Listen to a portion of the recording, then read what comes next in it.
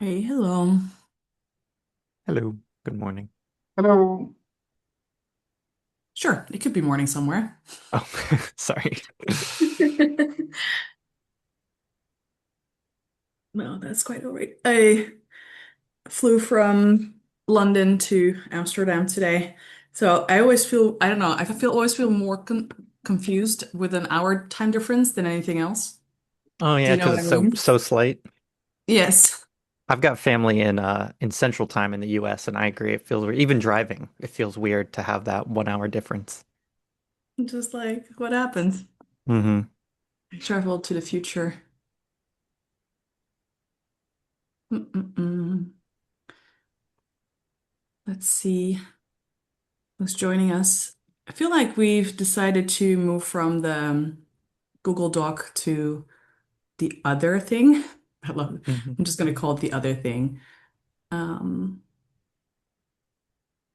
Yeah, was it moved or how can I get access to the other one? to the Google Doc or the notes. The other one, because I got access to the Google Docs one earlier this week, so I added to a topic to the agenda, but maybe I did it in the wrong place. I think we'll probably live in t two places at once until, until we really figure it out what we're gonna do. Let me paste the notes link in here, but that one wasn't updated, and the other one has a 4th of December one. So let's look at those ones. I'm gonna quickly ping the maintainer, see who's who's showing up today. Mm-mm.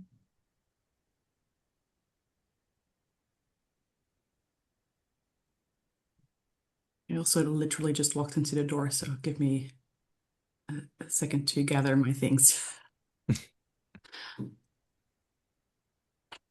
Mm-mm-mm-mm.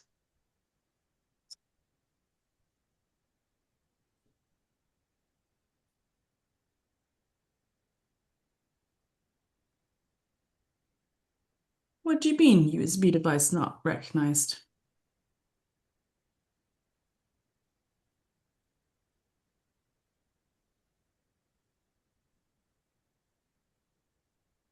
Hey Leo. Hi. Hi hi. Hello, Hi, I'm Max. ping I'm pinging hello. some of the others, see if they can join us too, yeah?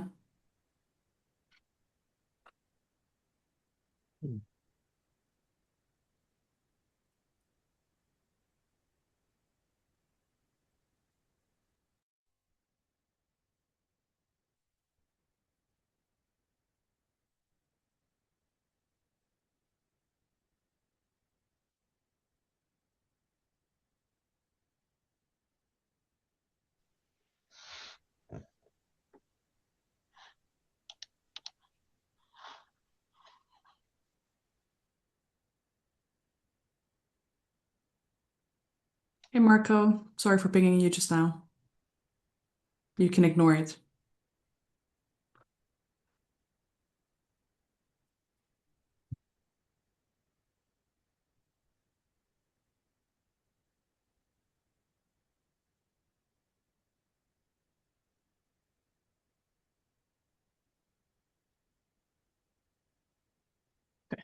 Super weird.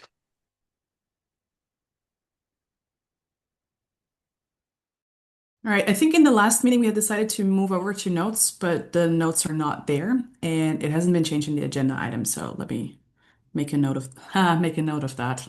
Wow. Um, to fix it for the next time.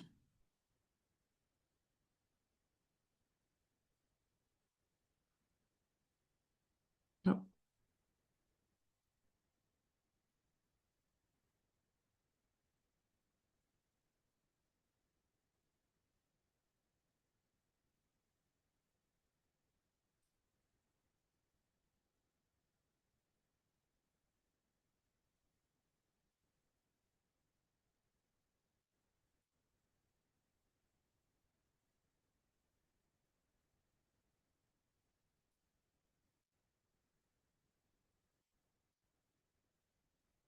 Cool. And then Max, I saw that you put something in the calendar, so if you wanna take the mic?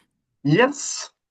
Perhaps I should have moved it over to the other one as well. Let's see if I can find the That's all right. I can do that for you. Please don't worry about it. super. Then let me see if I can share my screen, perhaps, so we have something to rest our eyes on.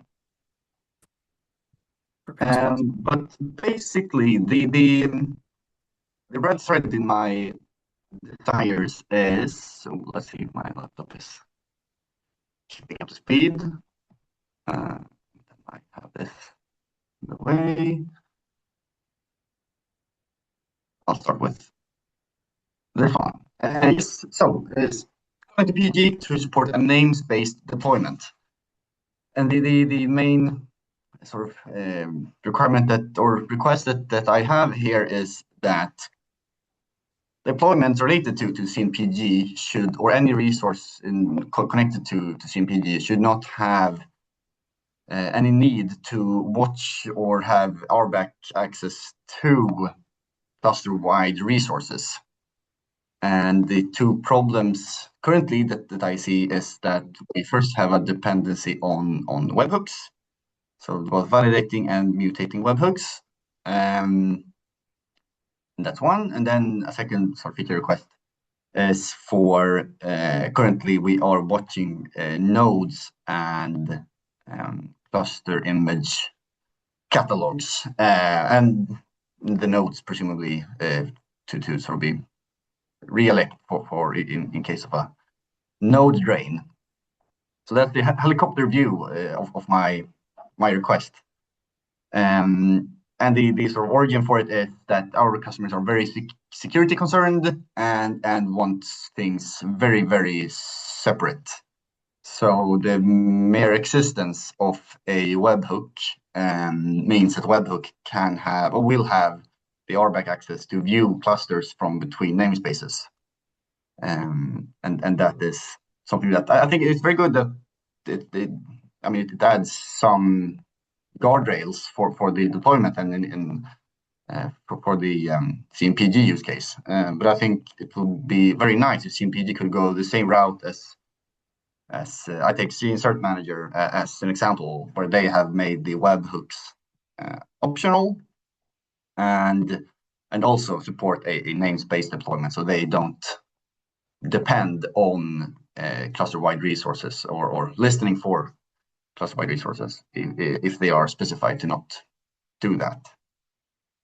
And first I can say, yeah, they currently, if I try to disable the RBAC for this, of course, the webhooks will fail. So the startup or the readiness check for CNPG will fail, both with regards to the webhook dependency and for the RBAC limitation if we remove the rights to watch for nodes on the cluster.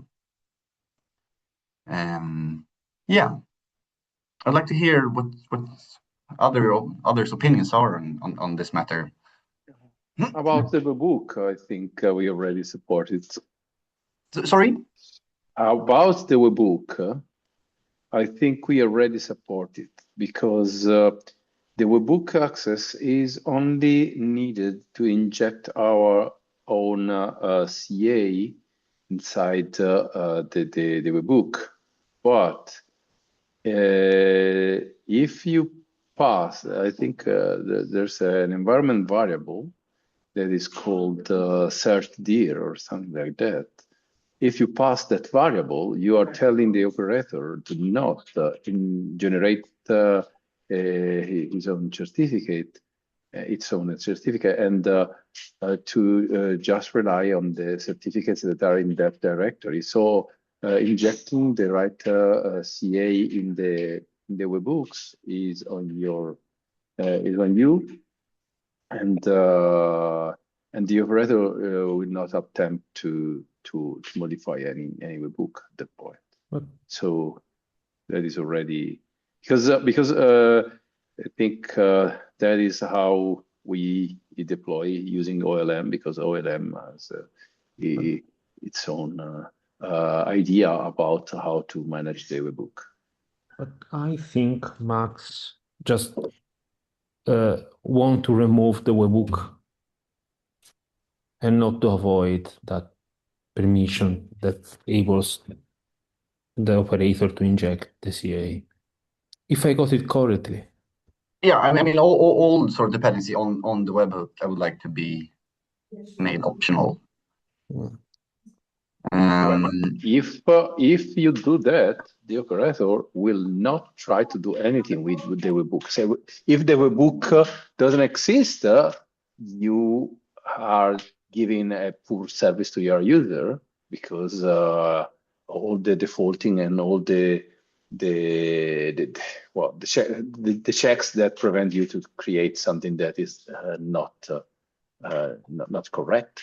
But I think that should be prevented by the operator. I see PG has no, I mean, the use case of providing a Kubernetes deployed Postgres doesn't really require a cluster level of access of the webhook. So the same functionality of validation and to make sure that you have a correct cluster update for whatever reason, you image name or whatnot. That can be validated in the operator side rather than the webhook. Sorry, the operator cannot prevent the user to create a manifest that is not correct because the API server is not the checks in the API server are not powerful enough to detect some kind of issues. So in that case, I think we need to stop our reconciliation loop. And if we want to support deploying the operator without webhooks, we need to stop our reconciliation loop and put something into the status to clearly say that that resource is not correct. Right. Yeah, exactly. So if you provide a invalid image name, for example, because or something like that, that could be validated in the operator in the reconciliation hook before we do any reconciliation. And then you say the status that invalid cluster updates or similar. And the same for initializing the default values, I think, can be done in the operator as well.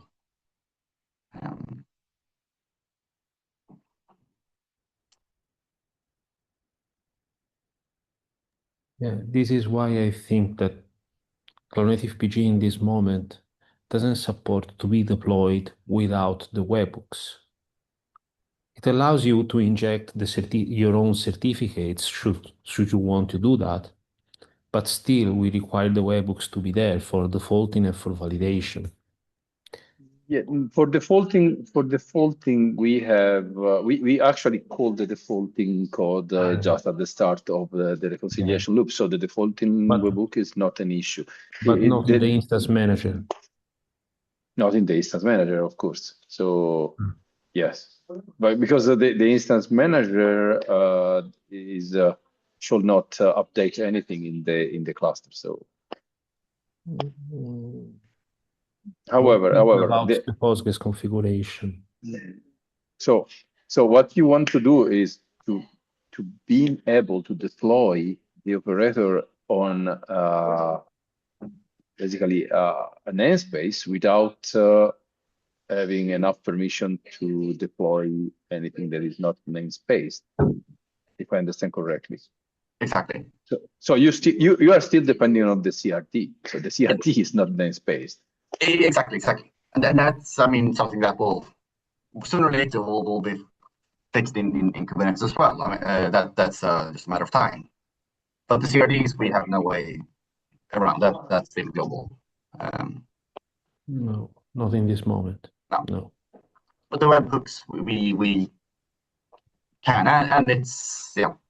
I mean, the sensitive part is that the webhooks is runtime logic that's handling could view resources that it doesn't need or shouldn't.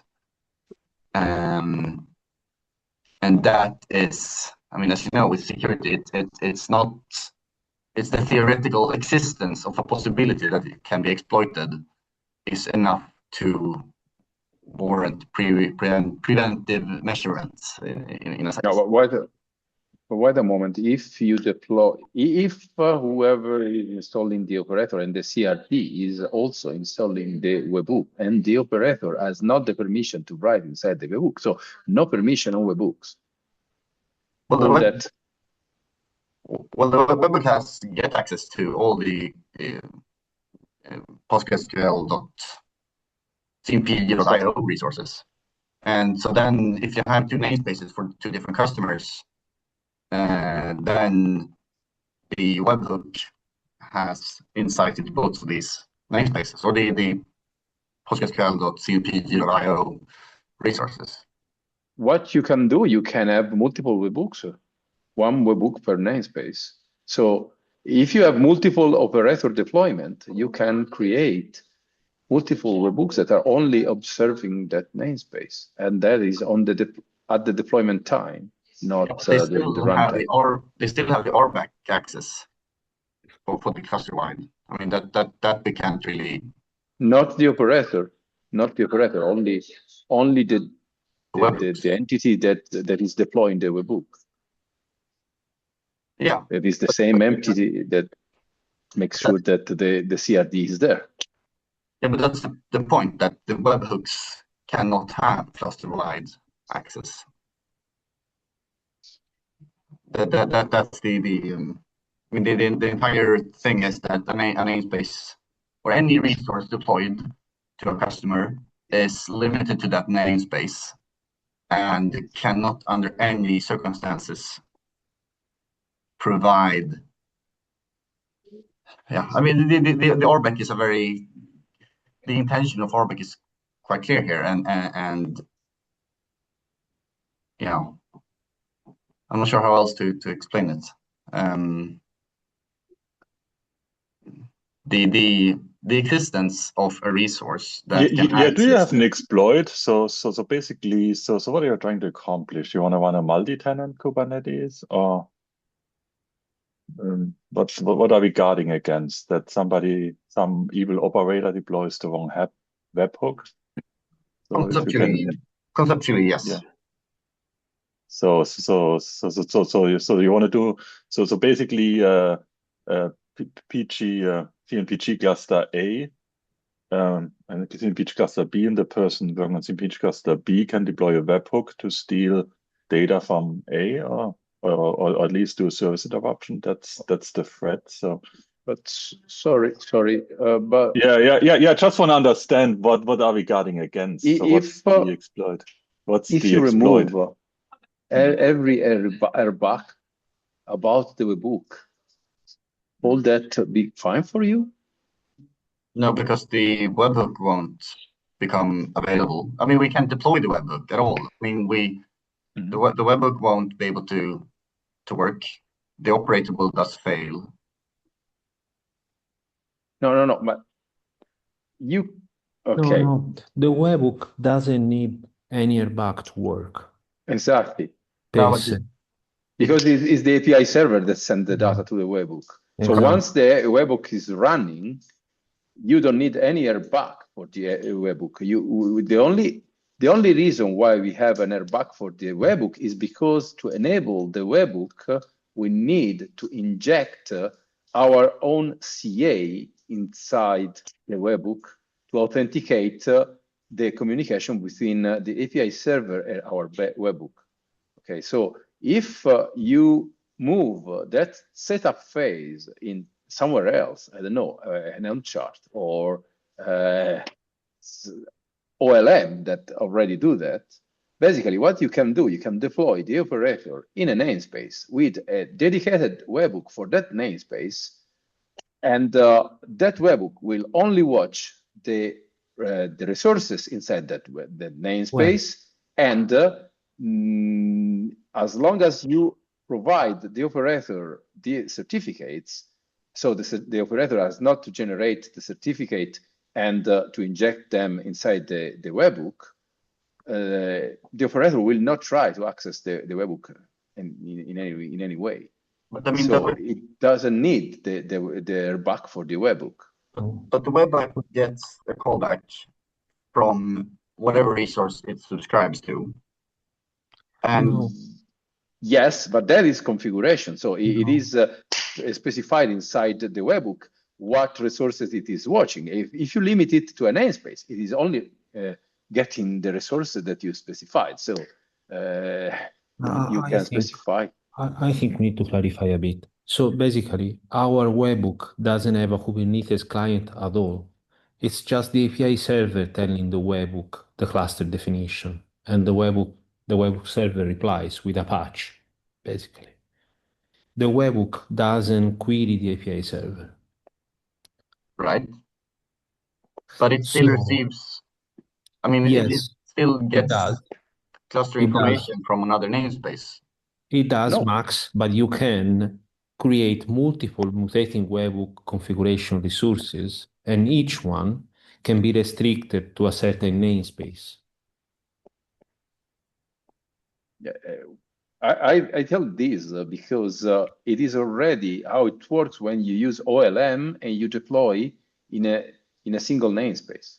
So when you deploy in a single namespace using OLM, what you get is an operator that is running in that namespace, a specific webhook that has the namespace in its name, and a specific CA, a specific certificate that is injected by OLM inside the operator and inside the webhook. So everything is limited to that namespace. The webhook is watching only resources inside that Well, namespace. actually, this is the point. It is not watching at all. It's just receiving definition from the API server. Exactly. So the exactly. webhook is not watching. It's not It connecting. is subscribing. Exactly. Only. But it is the API server telling the webhook the definitions. The webhook doesn't check, that doesn't use a Kubernetes client. Otherwise, it would be a mess because you would create a cluster and the API server will contact the webhook and the webhook will again go to the API server, and that would be way too complex. No. I don't know if this is enough for you, but No, that's the problem. I mean, because if you have a policy telling that you shouldn't have any webhook at all, yeah, I mean, basically, webhooks is a bit. It's more or less forbidden for exactly. That, reasons. yeah. That's the. Then it's not about segmentation. It's more about complying Policy. with a policy. Yeah. But it's forbidden because of the cluster-wide aspects of it. Well, probably that is an error because you can have a webhook that is not cluster-wide. However, I don't think this is the place to discuss your policies. Well, yeah. I think we should split this issue in two ones. Yeah. One is the airbag about the nodes and the cluster image catalog and everything else, and a second one which is the webhook. Yeah. Let's do that. That's a good point. Because the second one, that's the make webhook one. Let's circle back to that one some other time. But then, yeah, we have this dependency on the node and the cluster image catalog that's always being watched. What do you think about making that optional? Well, if you make the node optional, basically you don't react anymore to the node cordon, and that means that having the PDB, you will never be able to cordon successfully the node that contains the primary. Right. So that's the problem. Yeah. I think that, I mean, it's a trade-off for sure. Yeah. But would be handy to give the users of CMPG the option to choose between the two. We could add an option and clearly document what you are going to miss and how to proceed if you are in the situation where the operator can't use that permission. Something like don't watch nodes and cope with what happens to your cluster. and cluster image catalogs. Yeah. Because Now, it is not the mentioned. cluster image That catalog one is not a problem. Yeah. is already something that if you disable, you don't get any issue.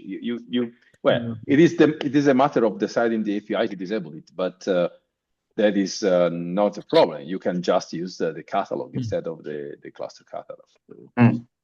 It's not an issue at all. With the node, I think you are creating a potential issue because, for example, if you are doing some automatic update, I don't know how it is your setup, but there are other people in the world that could enable that and then have troubles because they cannot shut down a node because the primary is on it and the PDB is forbidding the shutdown of that node.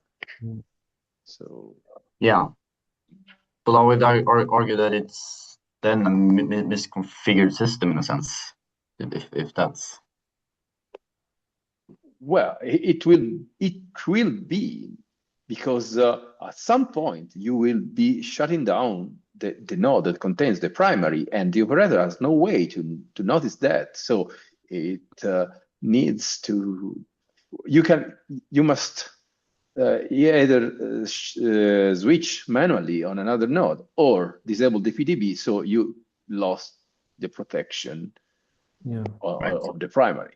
So, yeah, and you will get something like, let's say, controlled failover, which is a totally wrong word, but yeah.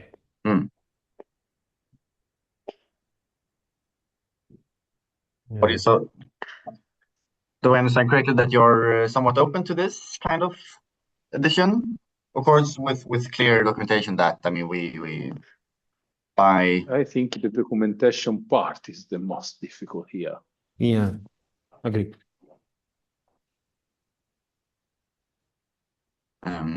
Right.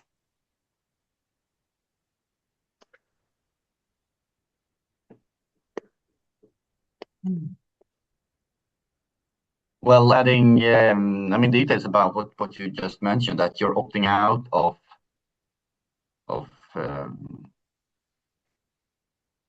preventive switchover, and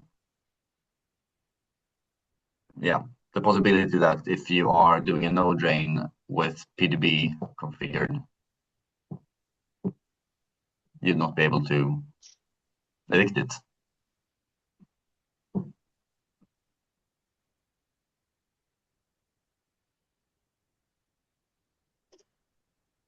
Yeah. Right? Yeah. Yeah, we should document it clearly. Yeah. Okay, we should document clearly what happens if you don't have that permission, and if you use PDBs versus if you don't use them after it. Right. So, yeah.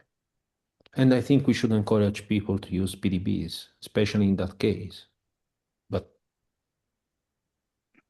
so to have a safe belt. But no, I don't have anything. What do you think, Marco? What's your opinion? I don't know. It feels weird. It is. Yeah. It feels weird, and also it feels dangerous to me. There is some new API about the node shutdown that will be implemented in the upcoming releases of Kubernetes again, but it is not implemented yet. A call to help here to avoid shutting down the node. But watching for the node that is shutting down. But for now, I think we are pretty stuck with what we have now. So generally, aren't there, or I mean, maybe it's not that many security concerned customers using CPG in other cases, but this RBAC. No, for example, for the node, you are just getting the status of the node. Yeah, but it is you don't get have access. any permission to write. No, but you're still able to read. Yeah. Yeah, I mean that's quite severe. A lot of access and a lot of insights you can gain from that. Yeah, that's true. So I don't see how we can solve that beside telling to the user you are losing something. If you are also then if you support that, there is another thing you should also handle that in the Helm chart that is already a lot complex. So because otherwise you don't remove their bug. So you right. Yeah. It's a complex project if you want to do that. Yeah. But we are in that line of business, and with me, I say me, and I have my colleague Gellert here as well. We come from Ericsson, so there's a lot of big projects around. Probably.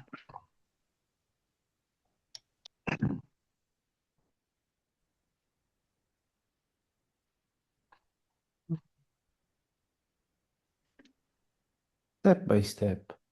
Well, there's other solutions. So if you wanna, so you could, if you wanna run multi-tenant, you can also isolate your application server. Then you have a more general solution. You don't need to change CMPG. Yeah, that true, but that's assuming one thing, and that is assuming that the telco environment is in the forefront of technology. And yeah, unfortunately, I can let you in on a secret that's not always the case. Unfortunately. Well, yes, some of my colleagues they had a paper at one of those conferences. How to isolate it. I will dig it up and share it with you. Maybe that works. Please. But then to take this further, I am. Are you open to it? If I mean, this is basically the implementation. We can polish the naming if you have any preference on that. And then the documentation, like you say, is the tricky part. To get that handled properly. And I perhaps just to want to push extra hard that this functionality is quite common in other open source communities like CSR Manager to not rely on cluster-wide resources. Although I understand this instance that it has some implications on the other switchover behavior that Postgres benefits of. But in my eyes, this kind of still warrants this additional feature, if I may put it like that.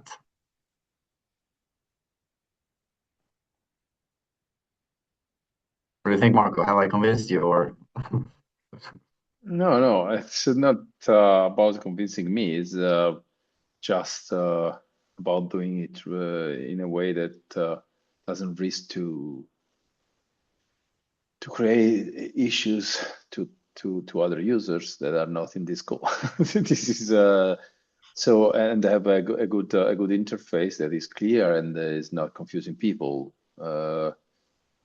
because that's my main concern, confusing people. I think that was the goal of Max when he was saying that, calling that this is a namespace version instead of node watching and stuff like that. To brand this feature as like truly namespace and isolated from the outside. So that would be more clear for the users that they might use functionality, but that is coming with the benefit that they don't need extra roles, for example. in this case. Also, probably there is to explore how this feature interact with the watch namespace setting, because obviously, Yeah. if you set it namespaced and then you set the watch namespace to something else, it is expected to fail. And Yeah, but then we can throw an error, right? Or even in Helm chart we could manage this, no? To see if it collides the two information. Right. Because they essentially become mutually exclusive. If we think about the two concepts of cluster, the whole deployment of operators in one namespace and then its resources in another, or this more rigid approach with operator and operand at the same place.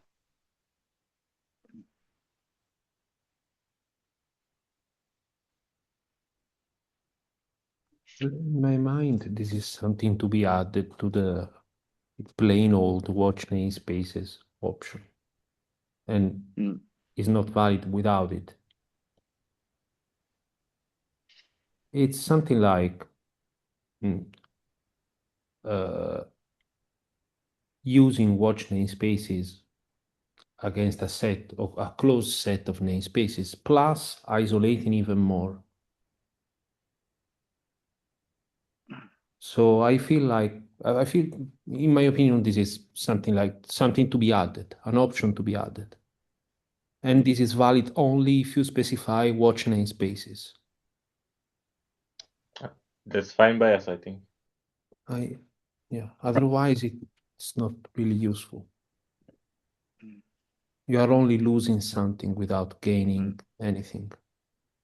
Would you mean that if you specify watch namespace to the same namespace, or okay, now I think I misunderstood you completely. Would you mind sort of repeating? Sorry, maybe I didn't explain correctly. So in my opinion, this is a new configuration option to be added. So we already have watch namespace, the set of namespaces to watch. And in my opinion, that option should have the same behavior it always had. We cannot change the meaning on that, of that option.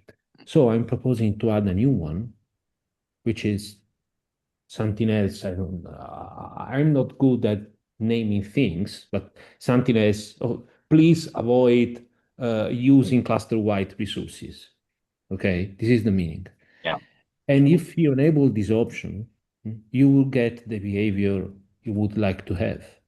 But when the operator starts, if that new option is true, and you are still using the operator cluster wide, so you didn't specify watch namespaces, we could throw an error telling that this configuration specifically is not... watch namespaces must be equal to operator namespace.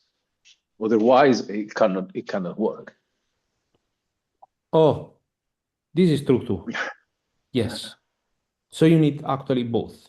Yeah. If those are equal and you enable namespace, then you're done. Yeah. Otherwise, do you prefer to fail the deployment or to proceed as if namespace was disabled? No. Fail. No, fail. Yeah. You must tell the user that this, especially on this thing that involve security, you should just quit. You give me instructions that are not current, so I cannot run. Cool. That makes a lot of sense. And then I say another thing. In this patch, you are removing the watch, but even if you don't watch, in the other part of the code, when we try to access that information, I think basically what you get is that every reconciliation of the cluster fail because the namespace the node is not available. Because one of the things that we do is we check that the node is not cordon. So if you just remove the ability to access the node, you get a 403 and the reconciliation cycle stops. Right. Yeah, that's something to add to that. This is more fun conversation starter if I may phrase it like that. Yeah, it's more about designing that actually writing down the patch. Exactly. But very, very good. I am super thankful for your time. And then I will proceed with this. Phrase up a really nice. We'll see if I come up with a better name or not. The parameter naming is the for sure hardest part about it, and then do a proper documentation for this commit as well, and then yeah, I'll. And also, I'm thinking probably we should have also an end-to-end test, because if we tell people that we support this, it need to be tested. So I agree. Is there any? I haven't run your end-to-end tests. Do I run that locally? Well, never mind. I'm sure they have documentation for it. I'll check. yeah, it is in the contributing directory. Yeah. And yeah, it probably. Yeah, we're actually you trying need to refactor all of that, so you could also provide good feedback in that direction. Happy to. Yeah, absolutely. But I don't need any special access to execute it. And, yeah, I'll find out. Super. Thank you so much. And then, well, maybe there's others that want to talk apart from me, perhaps. Regarding the webhooks, I didn't fully convince you guys. That's I guess for sure.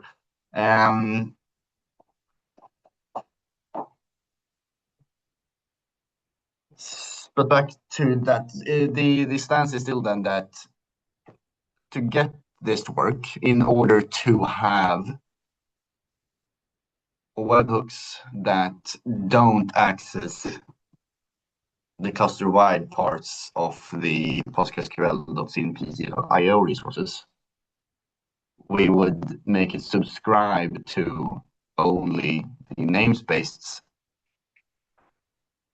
PostgreSQL.cnpg.io resources. All right, well, that I guess is okay. And then those will then be bundled with the operator rather than the CRD. Yeah. However, if that is not possible, I think also the suggestion to have a validation at the start of the reconciliation cycle, I think could be valuable. So let's explore it. Okay. Right. Yeah, I'll need to investigate. But I didn't know that was possible to configure namespace. I thought it was resources is whatever you define them to be with whatever access. But okay, so then let's play the thought that works. Then I guess, yeah, we need to put on our selling pants, Gillert, and get to work. But if it doesn't work, would adding this kind of cluster validation in the pre-reconciliation phase, if you will, because the plugins already support that, but I guess we could have an easier way of validating this without calling in the plugin with sort of the default set of validation checkers.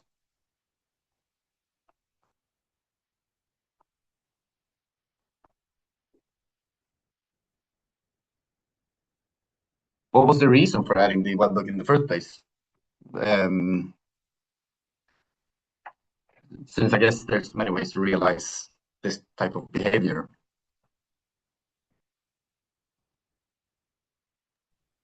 So if Sorry, you're I going think.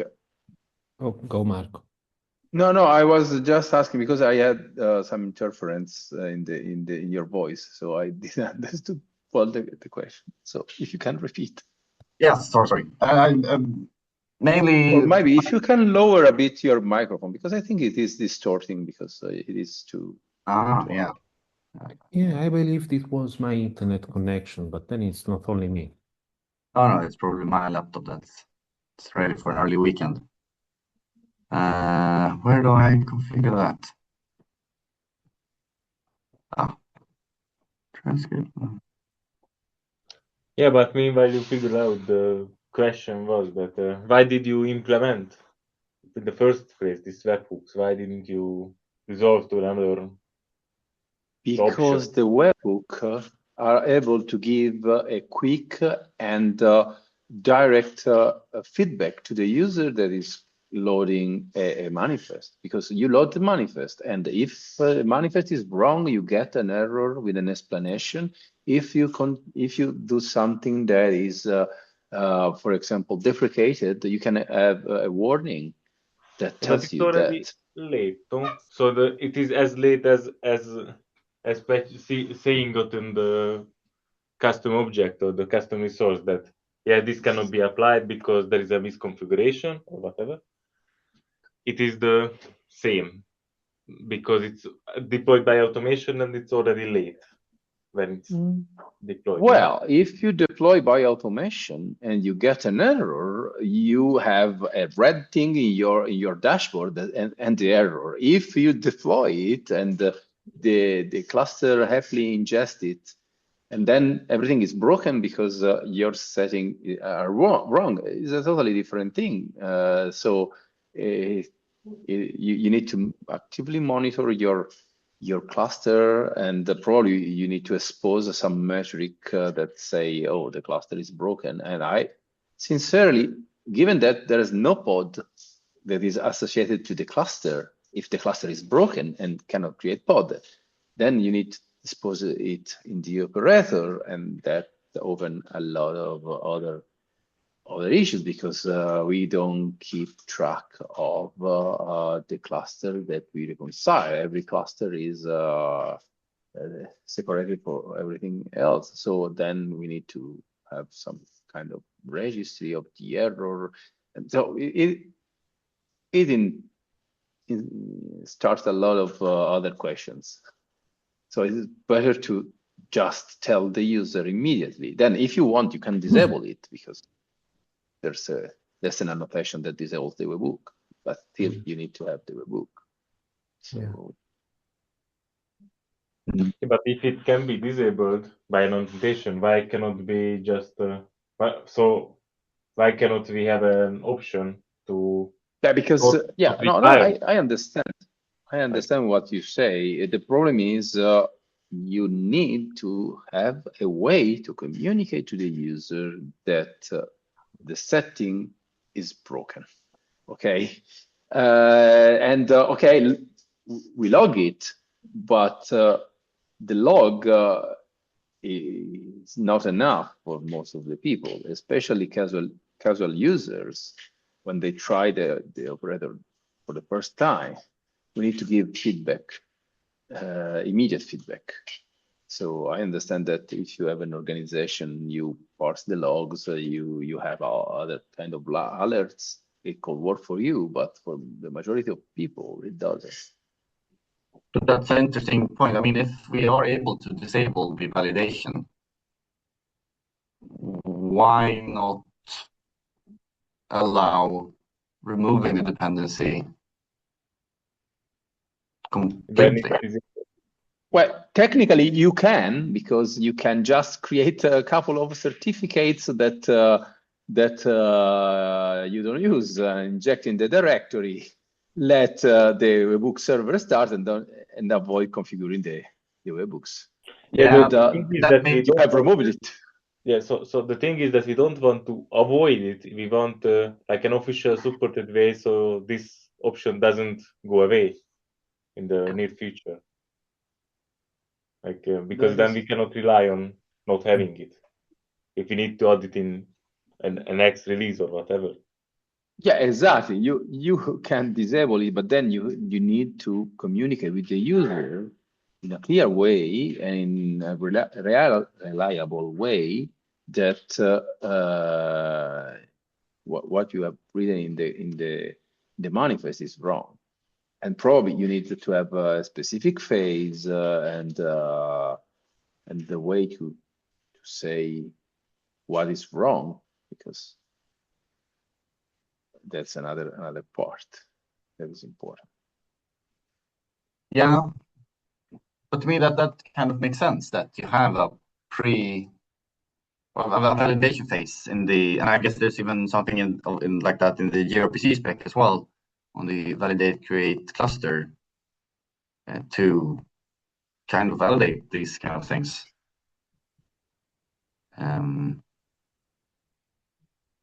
It's a formal validation, just like the OpenAPI schema. So, yeah, our own cluster cannot, in this moment, reach the API server. Reach SD, sorry. Right. Yeah. Yeah. Yeah. I just don't understand if the validation is strictly mandatory, then it could be placed in the CRD. If it's not strictly mandatory, which I guess it isn't, then it can be made optional. But now we are in a middle state where we depend on the webhook for the liveness. Of course, we can hack it and say that we are in an OLM deployment, but we don't know if that's going to be patched in a month or two. That will not happen because we continue to support OLM. But the issue here is that there are some validations that are not available inside the API server because they involve doing some kind of check that is not available with the language of the API server. So, do you have any however, example of any of those checkers so I can check and see? So I don't. Yeah. For example, if you have to validate the members of a list, it has a very high cost from the point of view of CIL, and basically, if you try this, the API server will reject your CRD because it has a cost that is too high. I don't remember exactly. I've tried it. I've had this issue a lot of times in the past when I was trying to add validation. If the validation involves lists, or for example, if you need to correlate different part of the manifest that are again inside lists. So it's a big work to. Also, there are some validations that are dependent on the configuration of your operator. For example, there are some validation that are depending from what you put in your configuration, and that is impossible to do without knowing the configuration of the ORS. But that would be accessible in the operator, wouldn't it? Yeah. Of course. So you can, but you need an additional method of communicating a validation issue. So that's the point. Right. You need another method. Yeah. But then that would be theoretically an option then to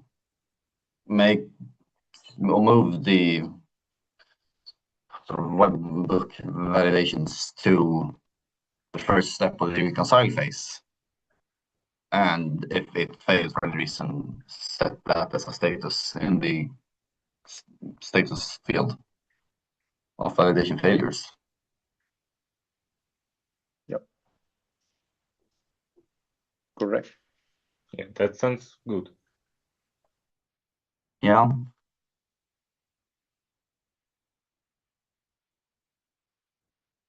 Would that be somewhat interesting? Or would you be semi-open to that kind of solution if the webhook namespace solution doesn't clutch?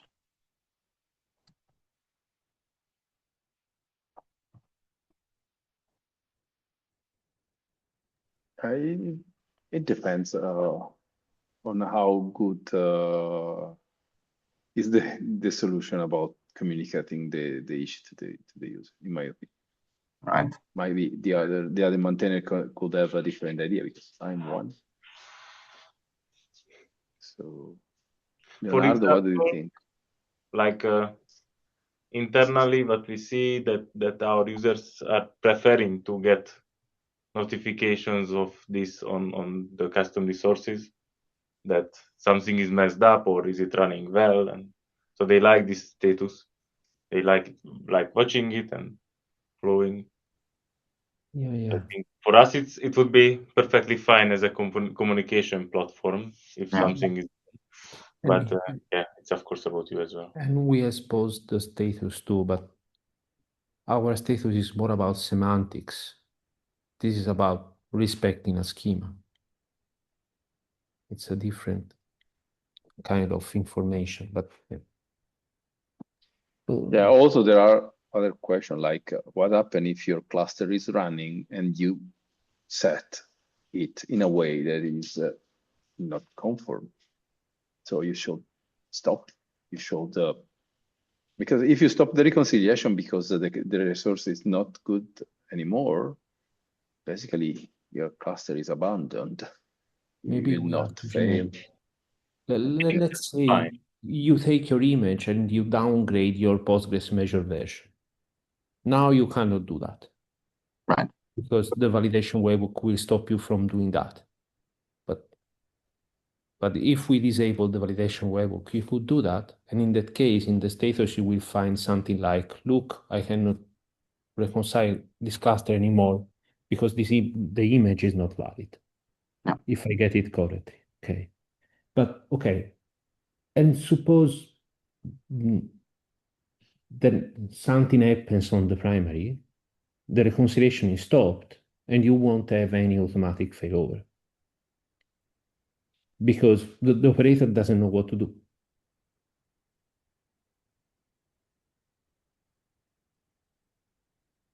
Right. What do we want the operator to do in this case? I think we should scream with the highest voice possible that something is not good and it should be recovered immediately. How do we do that? Just setting a flag into the status? Is it enough? No, I don't think. I don't Exactly. think it is enough. But that's already possible by disabling the validation.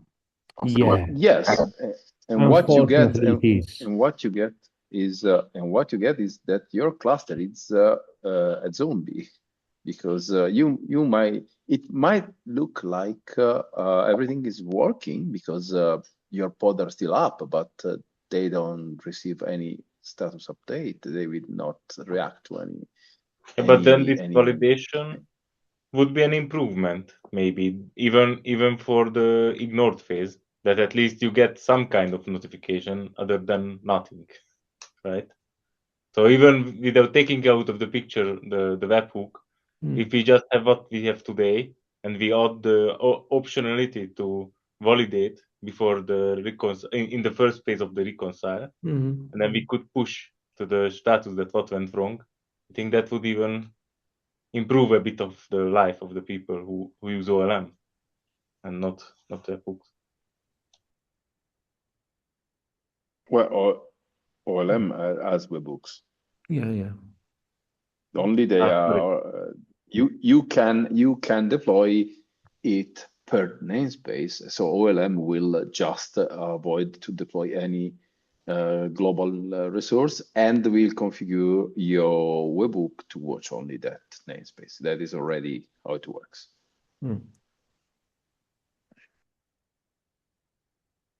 Okay. All right, friends, I think we have like 1 minute left on this scheduled meeting. But that's not a bad thing, you know? Like you put it in a calendar item and we discussed it, so that's good. We normally would have a next meeting scheduled, community dev meeting for the 25th of December. I'm guessing everyone will be out. There is a issue out to cancel that one because, you know, we need to decide that as a group. Let me quickly post that in the chats here because if we have enough votes, I think we just move forward with that. And then maybe we hear an update the next meeting, Max. Yeah, thank you so much for Maybe listening to my voice definitely. for now. Yeah, sorry for taking up the entire hour. But yeah, I'll come back with an update. I promise. Listen, thank you for investing your time too. All right, thanks everyone. Merry Christmas as well. All right, happy holidays. Bye. Oh, yeah. Bye bye. Bye. Happy holidays.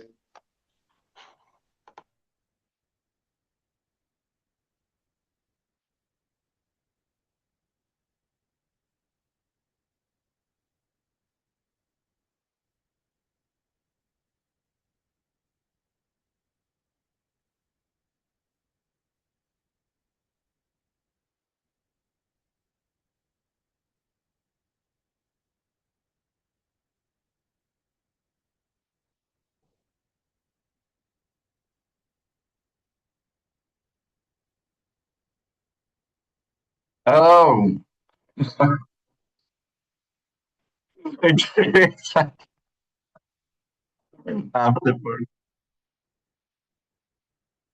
Jesus, yes, extremely.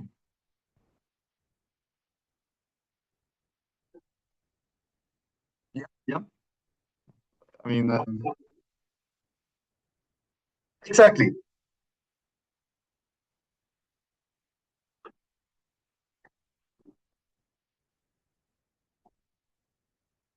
exactly. Yeah, yeah, I mean that will be.